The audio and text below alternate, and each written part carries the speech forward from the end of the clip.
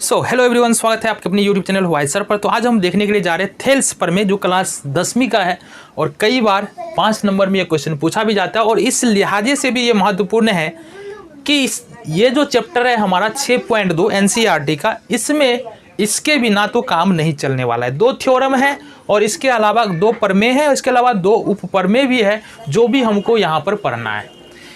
तो थेल्स प्रमेय को समझने की कोशिश करेंगे। पहला प्रमेय है यहाँ पर हमारे पास, क्या है थेल्स प्रमेय, इसको किस प्रकार से हम प्रूव कर सकते हैं, साबित कर सकते हैं, ये यहाँ पर हम देखने वाले हैं। ठीक है, तो थेल्स प्रमेय के बारे में बात करेंगे। तो और ये त्रिभुज, ये जो प्रमेय है ये रिलेटेड है हमारे त्रिभुज से। प्रमेय क्या कह रहा है, और जरा इसके बारे में हम बात कर लेते हैं। प्रमेय कहता है यदि किसी त्रिभुज के एक भुजा के समांतर अन्य 2 भुजाओं को भिन्न भिन्न बिंदुओं पर प्रतिच्छेद करने के लिए एक रेखा खींची जाए तो अन्य 2 भुजाओं को समान अनुपात में विभाजित करता है। कहने का क्या मतलब है, यहाँ से समझो। किसी एक त्रिभुज के एक भुजा के समांतर ABC हमने क्या किया, एक त्रिभुज खींच लिया। और जैसा कि थेल्स प्रमेय में बताया जा रहा है कि किसी एक त्रिभुज के एक भुजा के समांतर BC भुजा के समांतर हमने DE खींचा। अब आगे कह रहा है कि अन्य 2 भुजाओं को भिन्न भिन्न बिंदु पर प्रतिच्छेद करता है। और DE क्या करता है, AB को D बिंदु पर प्रतिच्छेद करता है और AC को E बिंदु पर प्रतिच्छेद करता है। ठीक है, तो अन्य भुजाओं को समान अनुपात में विभाजित करता है। तो यह AB और AC को समान अनुपात में विभाजित करता है। फिर से एक बार देख लेते हैं। AB से क्या है, ABC एक त्रिभुज है, BC के समांतर एक रेखा DE खींचा गया है जो AB को D बिंदु पर और AC को E बिंदु पर प्रतिच्छेद करता है। अब जब ये होगा ना तो यहाँ पर जो है AD बट्टे DB का जो अनुपात होगा वो बराबर होगा AE बट्टे EC के अनुपात का। ये हमको दिखाना है। तो आओ जरा देख लेते हैं क्या क्या कहा हमने, इसको लिख ले थोड़ा सा। ठीक है, तो लिखेंगे यहाँ से हमारे पास दिया है। दिया है में क्या लिखते हैं, जो हमारे पास है वही लिखते हैं। तो त्रिभुज ABC में DE समांतर BC, ठीक है, D AB को, ठीक है, DE AB को D बिंदु पर तथा AC को E बिंदु पर प्रतिच्छेद करती है। यही हमने लिखना था। कहने का क्या मतलब है, त्रिभुज ABC हमारे पास दिया हुआ है, कोई दिक्कत नहीं है। अब DE जो है, DE AB को D बिंदु पर प्रतिच्छेद करती है तथा AC को E बिंदु पर प्रतिच्छेद करती है। यहाँ से हमको इतना लिखना है। साबित क्या करना है, देखो जरा, देखो साबित करना है AD बट्टे DB बराबर AE बट्टे EC। यहाँ से हमको साबित क्या करना है, AD बट्टे DB का अनुपात जो है वो AE बट्टे EC के अनुपात के बराबर होगा। ये हमको साबित करना है। इसके बाद हमको क्या करना है, अब देखो यहाँ से साबित करने के लिए हमको कंस्ट्रक्शन करना पड़ेगा, बनावट लेना पड़ेगा, कुछ तोड़ मरोड़ करना पड़ेगा त्रिभुज के साथ, जो करने की कोशिश हम करते हैं यहाँ पर। सबसे पहले तो BE और DC को क्या करो, मिला दो। ठीक है, BE और DC को मिला दो। उसके बाद यहाँ से अपने को लंब खींचना है। ये M हो गया, ये N हो गया। कहने का मतलब है DM लंब AC खींचा, DM लंब AC खींचा और EN लंब AB खींचा। ठीक है, यहाँ तो बनावट में हमने क्या किया, BE और CD या DC, CD को मिलाया। इसके अलावे हमने क्या किया, DM लंब AC तथा EN लंब AB खींचा, EN लंब AB खींचा। तो ये हमने कंस्ट्रक्शन ले लिया। इतनी बातें समझ में आ गए। हमारे पास त्रिभुज दिया हुआ है ABC, जिसमें थेल्स प्रमेय क्या कह रहा है, DE के समांतर BC एक रेखा है, साबित करना है AD बट्टे DB AE बट्टे EC होता है। हमने क्या किया, BE को मिला दिया, DC को मिला दिया, DM लंब AC खींच दिया, EN लंब AB खींच दिया। यहाँ तक समझ में आ गया, कोई समस्या नहीं। चलो आगे आ जाओ। अब अपने को प्रमाण देखना है। प्रमाण मतलब अब हम चलेंगे आगे की ओर, क्वेश्चन में किस प्रकार से साबित कर सकते हैं। त्रिभुज ADE में देखेंगे, त्रिभुज ADE में हम देखने की कोशिश करते हैं त्रिभुज ADE का क्षेत्रफल क्या होगा। देखेंगे एरिया ऑफ ट्रायंगल त्रिभुज ADE ये होता है हाफ गुने आधार गुने ऊंचाई। ये हमको पता है, आधार गुने ऊंचाई, ठीक है, हाफ गुने आधार गुने ऊंचाई। तो अगर हम त्रिभुज ADE का क्षेत्रफल निकालते हैं, हाफ गुने आधार गुने ऊंचाई आता है, तो हाफ का हाफ हो जाएगा। अब यहाँ से हमको बात कर लेना है त्रिभुज ADE को अलग में बना करके। यहाँ से देखो, ये हमारे पास है त्रिभुज ADE। क्या है, त्रिभुज ADE हमारे पास है। यहाँ से अपने पास जो है लंब क्या है, DM। अगर इस त्रिभुज को हम उल्टा करें इस प्रकार से, इस त्रिभुज को यदि उल्टा करें, ठीक है, तो देखो ये हो जाएगा AE, ये हो जाएगा D। यहाँ से ये इस प्रकार से लंब खींचा हुआ है और ये है M। इस त्रिभुज को हमने क्या किया, उल्टा कर दिया। तो अगर इस त्रिभुज के क्षेत्रफल की बात करें ना, तो क्या हो जाएगा, हाफ आधार हो जाएगा AE, आधार हो जाएगा AE और ऊंचाई हो जाएगा DM, ऊंचाई हो जाएगा DM। तो यहाँ से हम बात करेंगे हाफ इंटू आधार, आधार है AE। अच्छा ये थोड़ा सा गड़बड़ हो रहा है ना,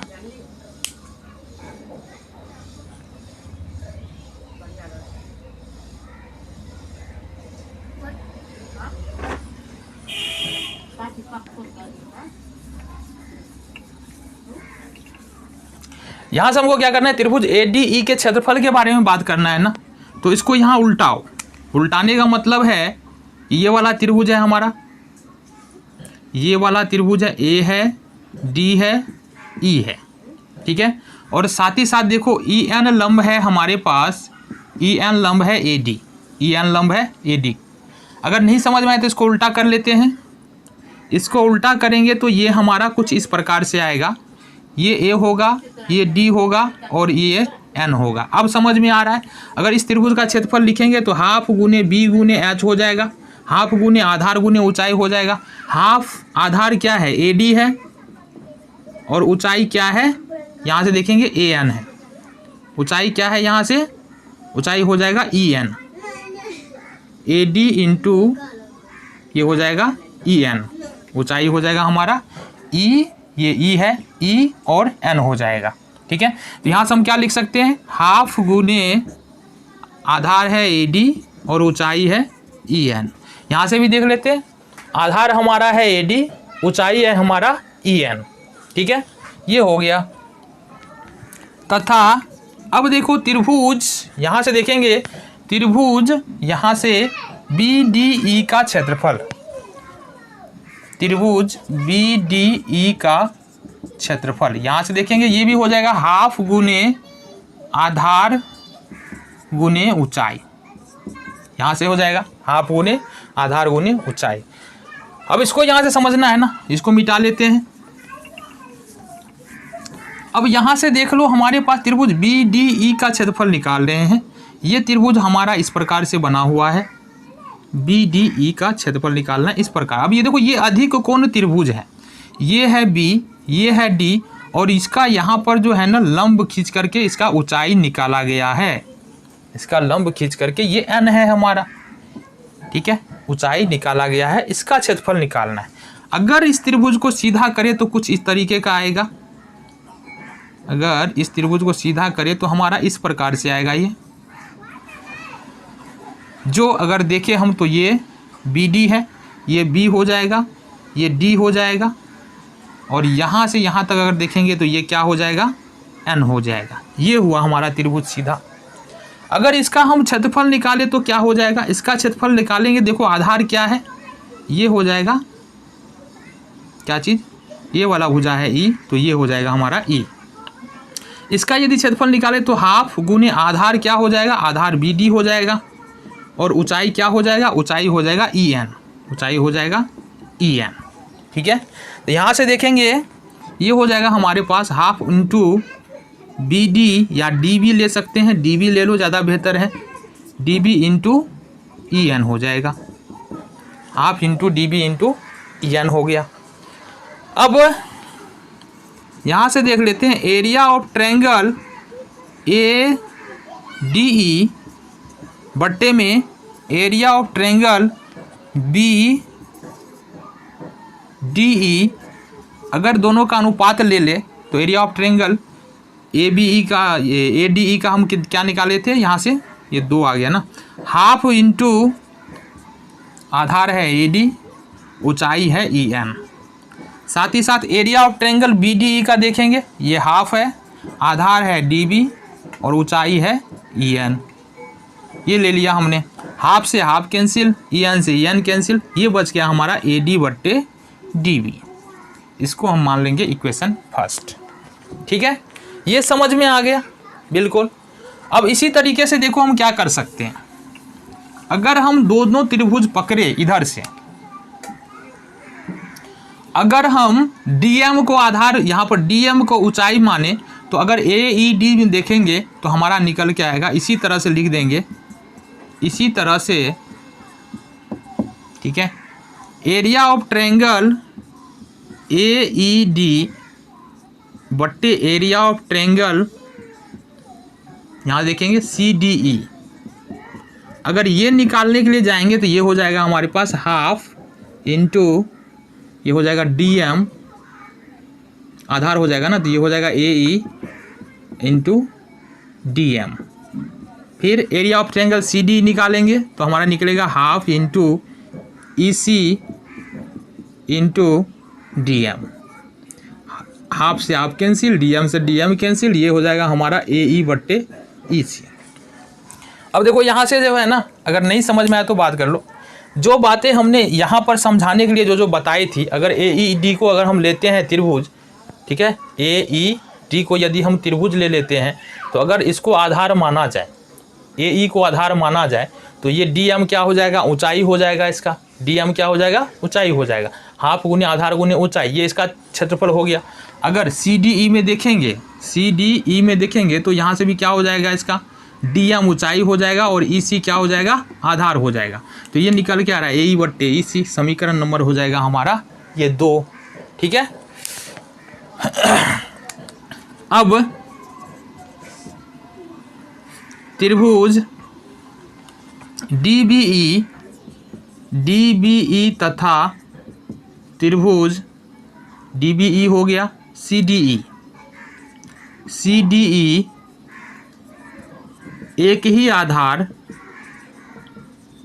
आधार और समान समांतर रेखा के बीच है, समान समांतर रेखा के बीच है।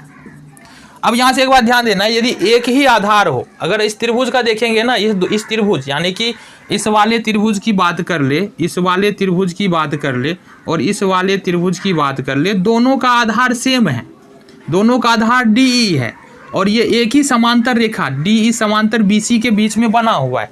जब दो त्रिभुज एक ही आधार पे बना होता है और एक ही समांतर रेखा पर बना होता है, तो उन दोनों त्रिभुज का क्षेत्रफल जो है वो क्या होता है, बराबर होता है। इसलिए लिख सकते हैं यहाँ पर एरिया ऑफ ट्रायंगल, कौन सा, DBE बराबर हो जाएगा एरिया ऑफ ट्रायंगल CDE का। तो यहाँ से हमने साबित क्या कर दिया, एरिया ऑफ ट्रायंगल DBE जो बराबर है वो एरिया ऑफ ट्रायंगल CDE के बराबर है। हमारे पास पहले से था एरिया ऑफ ट्रायंगल ADE, देखेंगे एरिया ऑफ ट्रायंगल AED, ये तो दोनों एक ही त्रिभुज है तो क्षेत्रफल बराबर होगा ही। लेकिन हमने BDE और CDE इसको भी क्या क्या बराबर साबित कर दिया, जैसा कि यहाँ पर दिखाया गया। इसका मतलब ये है, अगर हम लिखे एरिया ऑफ ट्रायंगल, यहाँ से देख लेंगे ADE का क्षेत्रफल, ADE यहाँ से देखेंगे ADE बट्टे में area of triangle BDE, area of triangle BDE, यानी कि अगर यहाँ देखना चाहे तो ADE और BDE इसका अनुपात बराबर हो जाएगा एरिया ऑफ ट्रायंगल किसके, इसके एरिया ऑफ ट्रायंगल AED बट्टे एरिया ऑफ ट्रायंगल CDE। ठीक है, क्यों बराबर हो जाएगा, क्योंकि ये तो दोनों ADE और AED एक ही त्रिभुज है और हमने किया BDE और CDE दोनों को बराबर साबित कर दिया, इसलिए एरिया ऑफ ट्रायंगल ADE बट्टे एरिया ऑफ ट्रायंगल BDE हो जाएगा, एरिया ऑफ ट्रायंगल AED बट्टे हो जाएगा एरिया ऑफ ट्रायंगल CDE। अब यहाँ से एक बात हमको बता दो जरा, यहाँ से एक बात बता दो, एरिया ऑफ ट्रायंगल ADE बट्टे एरिया ऑफ ट्रायंगल BDE हमने क्या निकाला था, AD बट्टे BD, तो एरिया ऑफ ट्रायंगल ADE बट्टे एरिया ऑफ ट्रायंगल BD, इसको लिख देंगे AD बट्टे DB। साथ ही साथ हमने निकाला है एरिया ऑफ ट्रायंगल AED बट्टे एरिया ऑफ ट्रायंगल CDE बराबर AE बट्टे EC निकाला है, इसको लिख देंगे AE बट्टे EC। ये हो जाएगा हमारा समीकरण 1 और 2 से। तो इस तरह से देखते हैं हम, ये प्रूव्ड हो गया ना थेल्स पर में, यही तो बोल रहा था साबित करने के लिए AD बट्टे DB और AE बट्टे EC। तो इस तरीके से हमने देखा थेल्स पर है। अगर कुछ नहीं समझ में आया हो, कोई बात है तो नीचे कमेंट कर सकते हो। साथ ही साथ कुछ और प्रमेय है इस अध्याय में, थेल्स प्रमेय का विलोम है और कुछ उप प्रमेय है जो हम अगले वीडियो में देखेंगे। मिलते हैं अगले वीडियो में।